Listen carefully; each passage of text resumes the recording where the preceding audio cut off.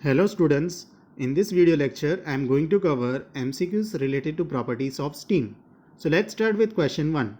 The behavior of vapor can be determined by option A Boyle's law, option B Charles' law, option C combined law, option D none of this.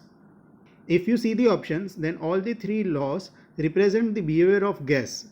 However, none of these will represent the behavior of vapor. So the answer for this is option D, none of this. Water at atmospheric pressure is far below the critical temperature. Okay. Next, when the water is heated, with the rise of temperature, it consumes the sensible heat. Right. So you need to remember the types of heat: latent heat and sensible heat. The heat which is added to the substance and which causes the temperature to change or rise, then it is considered as sensible heat. And when the heat is added to the substance in which there is no increase in temperature but there is a phase change, then such kind of heat is called as latent heat. So when the latent heat is supplied, phase change takes place, and when sensible heat is supplied, increase in temperature takes place. So the answer for this is, when the rise in temperature, the heat consumed by the water is equal to sensible heat. Next question. When the water is heated without rise in temperature. So in this case, water is heated but there is no rise in temperature. If there is no rise in temperature, it means what? There is a phase change, because when the heat is supplied, something takes place. Either the temperature increase or the phase change takes place. So if the temperature is not increased, then we can say that the phase change takes place. So in this case, the heat supplied is equal to the latent heat. Question 5. The sensible heat of water is what? It is less than the latent heat of steam. So you need to remember this, that the sensible heat of water is less than the latent heat of steam. How you can remember this? Consider a diagram of temperature versus entropy. So in this case, this is the constant pressure curve. Fine. At this case, the temperature is below the boiling point of water. This is the phase change of water to steam, and this line represents the superheated steam. So in this case, the heat supplied will causes the temperature to rise in this portion.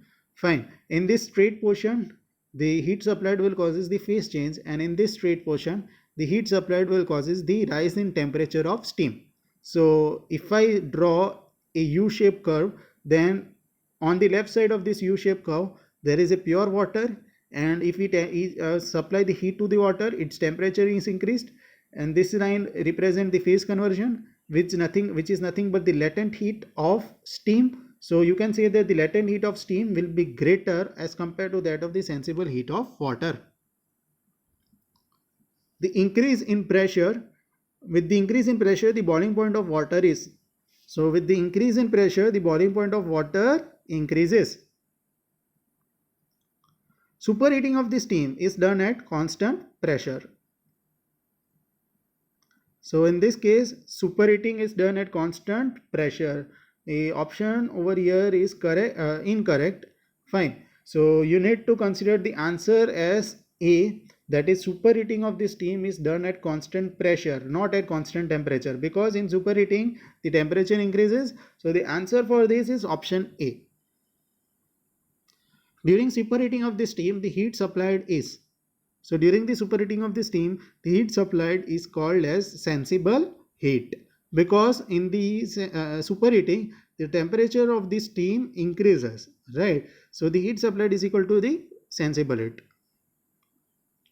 Superheated vapor behaves like approximately as an ideal gas, right? Approximated as ideal gas. Question 10. The latent heat of steam at atmospheric pressure is, so the latent heat is 2257 kilojoule per kg. You need to remember this value, that is very important. Latent heat of steam is 2257 kilojoule per kg.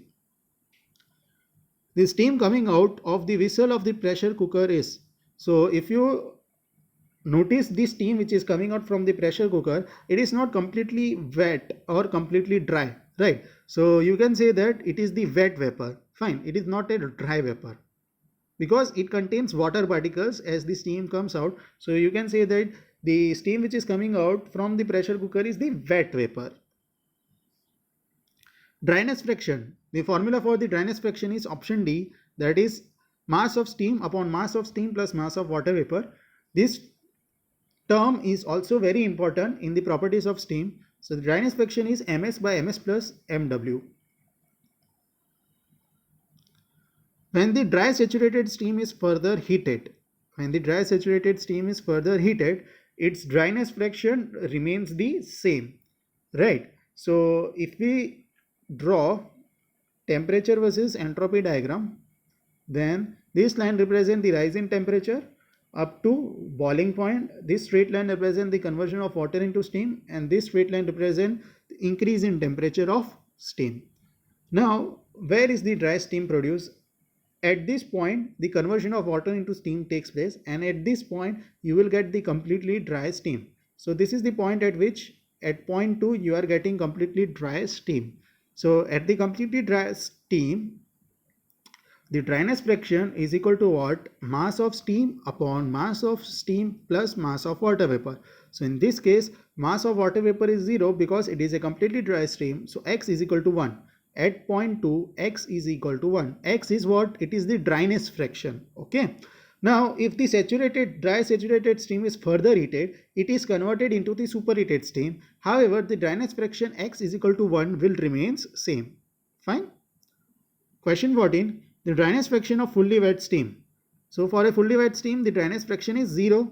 Fine, because dryness fraction represent what? Mass of steam upon mass of steam plus mass of water vapor.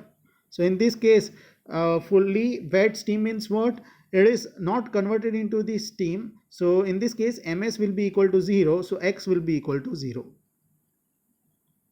The dryness fraction of the superheated steam is, it is what? It is equal to 1.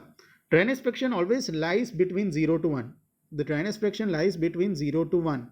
0 is for the wet steam and 1 is for the dry steam. And for the superheated steam also, it will remains 1. It will remain equal to 1.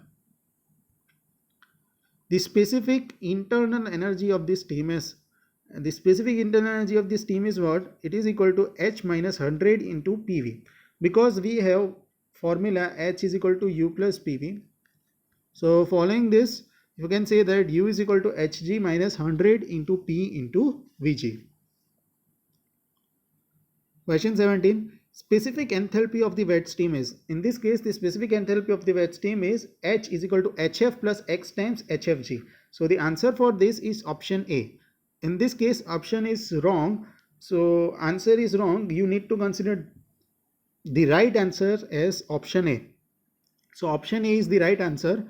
That is H is equal to Hf plus X times Hfg. Enthalpy of the saturated steam is. Now in this case, the enthalpy of the saturated steam is greater as compared to that of the enthalpy of the wet steam. Now consider this statement very carefully. Enthalpy of the saturated steam. Saturated steam means what? If I represent temperature versus entropy diagram, then this is the rise in temperature, right? This line represents the conversion of water into steam, and this line represents the rise in temperature of steam, right? So this is the water, rise in water, conversion of water into steam, and increase in temperature of the steam. Saturated steam is at the point 2 over here. Let's say that this is point 1 and point 2. So at point 2 represent the saturated steam. The enthalpy at point 2 is what? It is equal to enthalpy Hg, right? That is enthalpy of the gas, because saturated steam is considered as gas. So we have a value of enthalpy at 2 is equal to Hg. So over here enthalpy is Hg. However, at point 1, this point 1 represent what? It represent wet steam. So point 1 represent wet steam, and the enthalpy over here is Hf. So we have Hf always less as compared to that of the Hg. Okay, so in this case Hg is greater as compared to that of the Hf. So the answer for this is option C. Question 19. The dryness fraction of steam can be accurately found out by. It could be accurately found out by separating and throttling calorimeter. Calorimeter is a device which is used to measure the dryness fraction of the steam, and it can be accurately be measured with this kind of a calorimeter, that is separating and throttling calorimeter. Let x1 and x2 are the dryness fraction obtained by the separating calorimeter and throttling calorimeter respectively, then the actual dryness fraction of the steam is. This question is also very important. If x1 and x2 are the dryness fraction of the separating and throttling calorimeter, then the actual dryness fraction is what? It is equal to x1 into x2. So with this MCQ, I end the chapter 4, that is properties of steam. So if you like this video, then please share it with your friends and subscribe to my channel. Thanks for watching.